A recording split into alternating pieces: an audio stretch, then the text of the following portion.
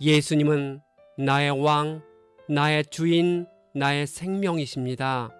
하나님 아버지, 예수님께서 병으로 고통당하는 자와 귀신에 시달리는 자를 자유케 해주시는 모습을 봅니다. 12 제자를 부르시어 그들이 할 일을 알려주셨습니다. 우리도 예수님의 제자로서 하나님 주신 사명을 감당할 수 있도록 도와주옵소서. 예수님의 이름으로 기도합니다. 아멘. 오늘 읽을 말씀은 마태복음 8장부터 10장입니다.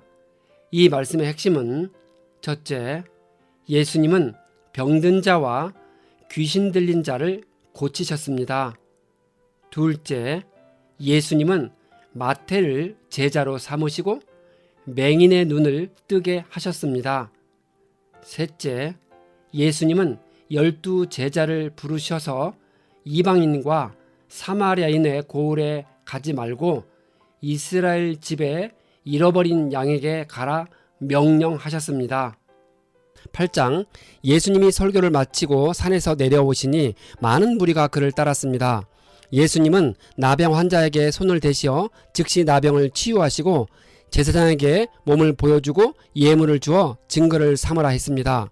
율법에 따르면 나병 환자에게 손을 대면 안 됩니다.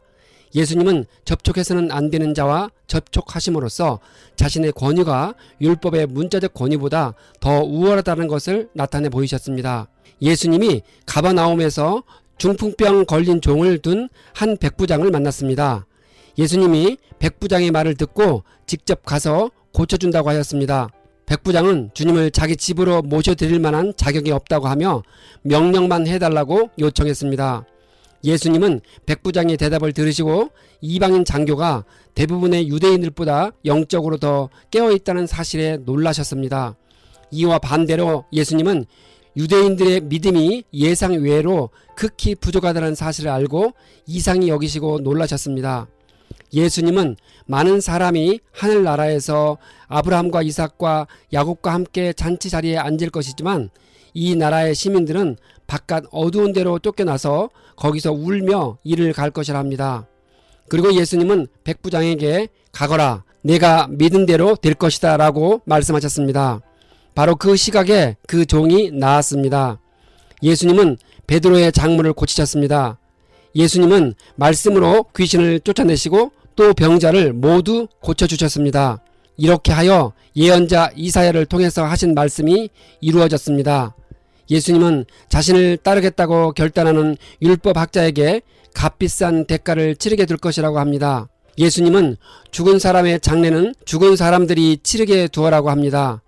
영적으로 죽은 자들이 육적으로 죽은 자들을 장사한다는 뜻입니다. 예수님은 풍랑을 무서워하는 제자들에게 믿음이 적은 자들이라고 꾸짖으며 바람과 바다를 잔잔하게 했습니다.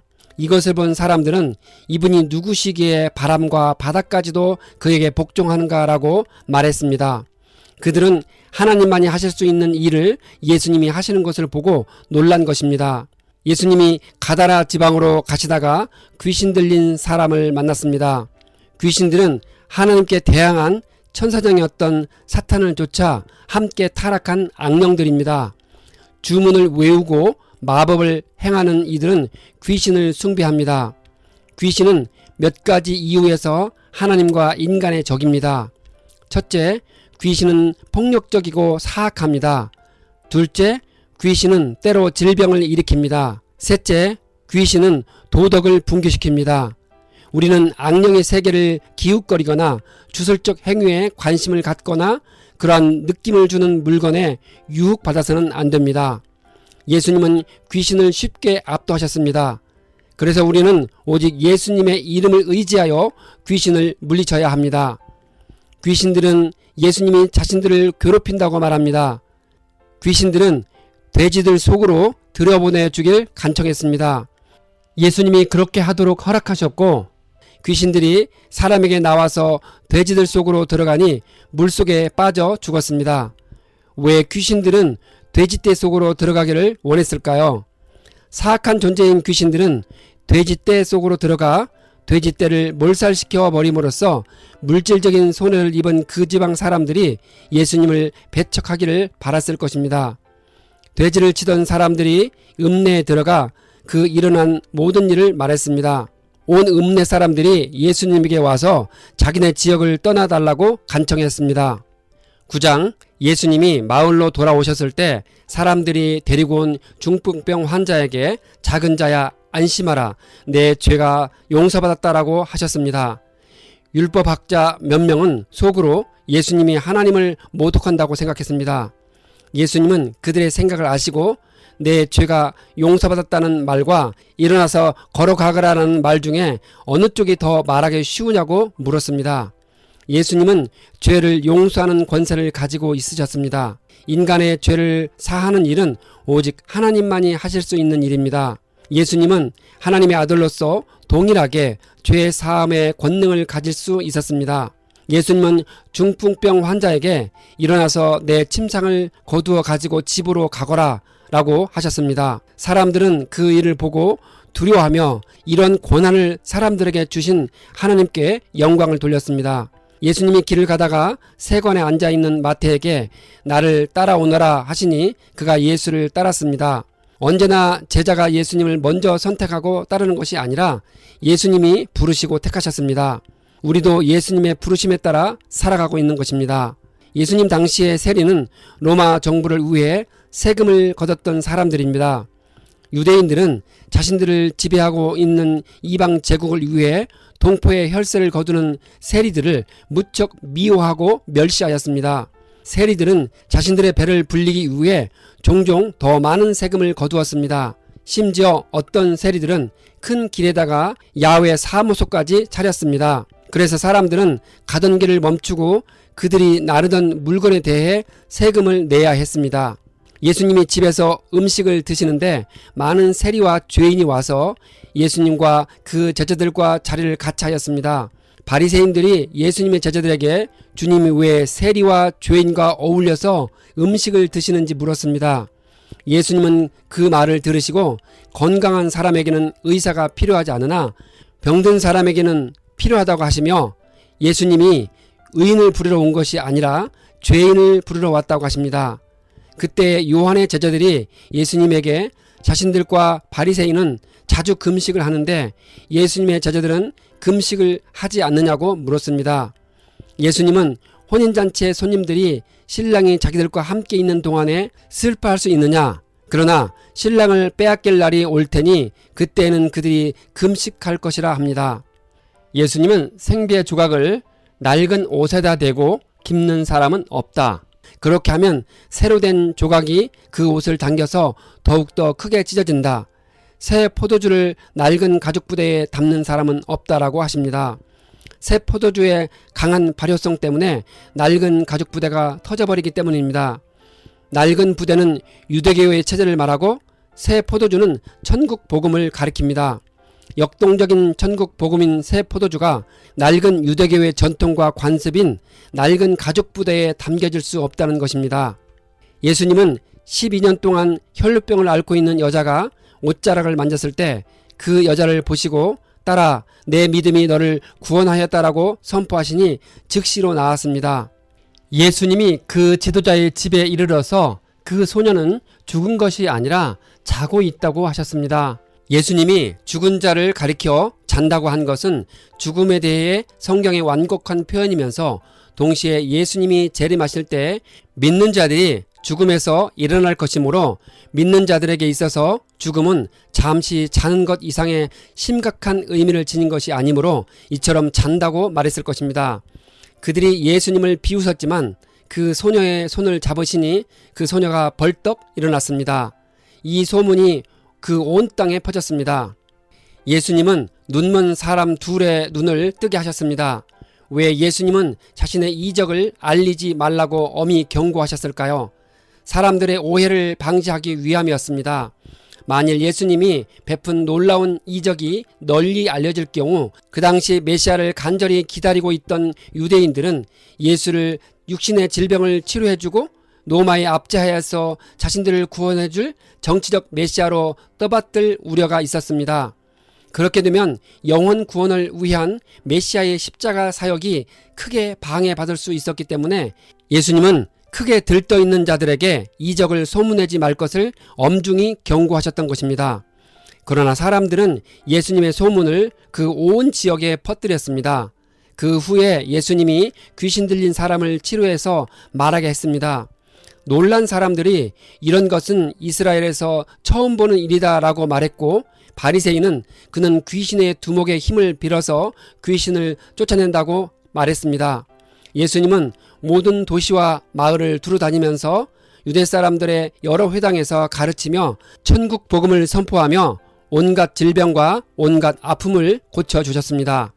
10장, 예수님이 12 제자들에게 더러운 귀신을 제어하는 권능을 주시고 온갖 질병과 온갖 허약함을 고치게 하셨습니다.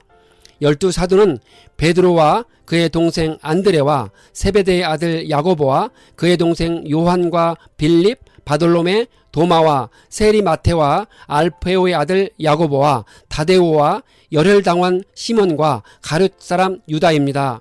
왜 예수님은 12 사도에게 이방 사람의 길로도 가지 말고 또 사마리아 사람의 고을에도 들어가지 말고 길을 잃은 양떼인 이스라엘 백성에게로 가라고 하셨을까요?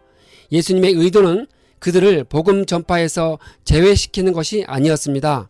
그것은 단지 복음 전파에 있어서 순서상의 문제였습니다. 인류를 향한 하나님의 계획은 먼저 유대인들로부터 시작하는 것이었습니다. 그렇지만 궁극적으로 온 세상의 모든 민족을 대상으로 하는 것이었습니다.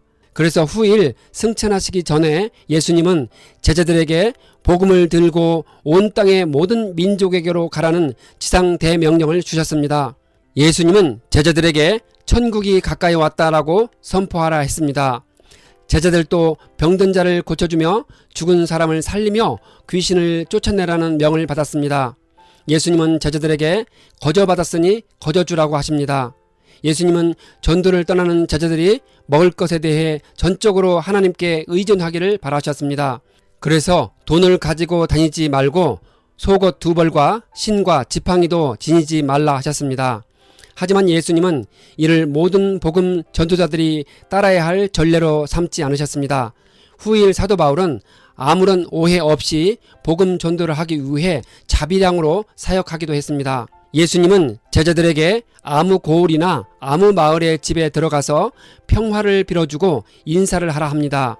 누구든지 그들을 영접하지 않으면 그 집이나 그 고을을 떠날 때에 발에 묻은 먼지를 떨어버리라 합니다. 발에 먼지를 떨어버리는 것은 상대방과 일체 관계를 단절하는 것을 의미합니다. 심판 날에는 소돔과 고모라 땅이 그 고을들보다 견디기가 쉬울 것이라 합니다. 예수님이 제자들을 내보내는 것이 마치 양을 이리떼 가운데로 보내는 것과 같습니다. 그러므로 그들은 뱀과 같이 지혜롭고 비둘기와 같이 순결하라 합니다. 고대 중군 등 세계에서 뱀은 예로부터 그 지혜로움을 본받을 가치가 있는 영리한 동물의 상징이었습니다. 예수님은 청중들에게 익숙한 잠언을 인용하신 것입니다. 사람들이 복음을 전하는 제자들을 법정에 넘겨주고 그들의 회당에서 매질을 할 것입니다.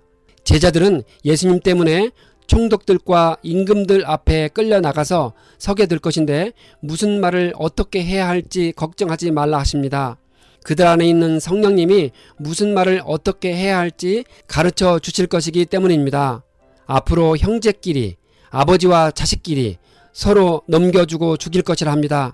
그들은 예수님의 이름 때문에 모든 사람에게서 미움을 받을 것이라 합니다. 그러나 끝까지 견디는 사람은 구원을 얻을 것입니다. 박해를 받으면 다른 고을로 가고 피하라 합니다. 예수님은 제자들이 이스라엘의 고을들을 다 돌기 전에 주님이 올 것이라 합니다. 제자가 스승보다 높지 않고 종이 주인보다 높지 않다고 합니다. 제자가 제 스승만큼 되고 종이 제 주인만큼 되면 충분하다 합니다. 바알세불은 귀신들의 왕인 사탄을 가리키는 말입니다. 구약에서 바알은 주인 혹은 왕이라는 뜻을 지닌 가나안 최고의 신이었습니다. 그런데 유대인들은 그 말에 파리를 뜻하는 세불이라는 전미사를 붙여 파리들의 왕이라는 뜻을 만들어 바알을 조롱하였습니다. 예수님은 제자들에게 몸은 죽일지라도 영혼은 죽이지 못하는 사람을 두려워하지 말고 영혼도 몸도 둘 다 지옥에 던져서 멸망시킬 수 있는 분을 두려워하라 합니다. 참새 한 마리도 하나님의 허락 없이는 땅에 떨어지지 않을 것이라 합니다. 하나님은 그들의 머리카락까지도 다 세워놓고 계시니 두려워하지 말라 하십니다. 누구든지 사람들 앞에서 예수님을 시인하면 예수님도 하나님 앞에서 그 사람을 시인할 것이라 합니다. 그러나 누구든지 사람들 앞에서 예수님을 부인하면 예수님도 하나님 앞에서 그를 부인할 것이라 합니다. 예수님은 세상에 평화를 주려고 온 것이 아니라 칼을 주려고 왔다고 합니다. 왜 평강의 왕이신 예수님이 세상에 칼을 주려고 오셨을까요? 예수님이 세상에 가져오신 화평은 하나님과 사람 사이에 놓인 죄의 장막이 해결될 때 가능한 것입니다. 예수님보다 아들이나 딸을 더 사랑하는 사람도 예수님께는 적합하지 않습니다. 예수님은 복음 때문에 가족이 불화하기를 원치 않으셨지만 복음에 대한 사람들의 응답 여부에 따라 결과적으로는 그렇게 될 수밖에 없습니다. 한 가족 안에서도 복음을 배척하는 자들이 있을 수 있기 때문에 복음은 사람들을 나눌 것입니다. 가족과 나라의 구성원들은 복음으로 인해 서로 간에 심각한 불화를 겪게 될 것입니다. 자기 목숨을 얻으려는 사람은 목숨을 잃을 것이요 예수님을 위하여 자기 목숨을 잃는 사람은 목숨을 얻을 것입니다. 복음을 전하는 사람들을 맞아들이는 사람은 예수님을 맞아들이는 것이요 예수님을 맞아들이는 사람은 하나님을 맞아들이는 것입니다. 예언자를 예언자로 맞아들이는 사람은 예언자가 받을 상을 받을 것이고 의인을 의인이라고 해서 맞아들이는 사람은 의인이 받을 상을 받을 것입니다. 누구든지 제자의 이름으로 작은 자에게 냉수 한 그릇이라도 주는 사람은 절대로 자기가 받을 상을 잃지 않을 것입니다.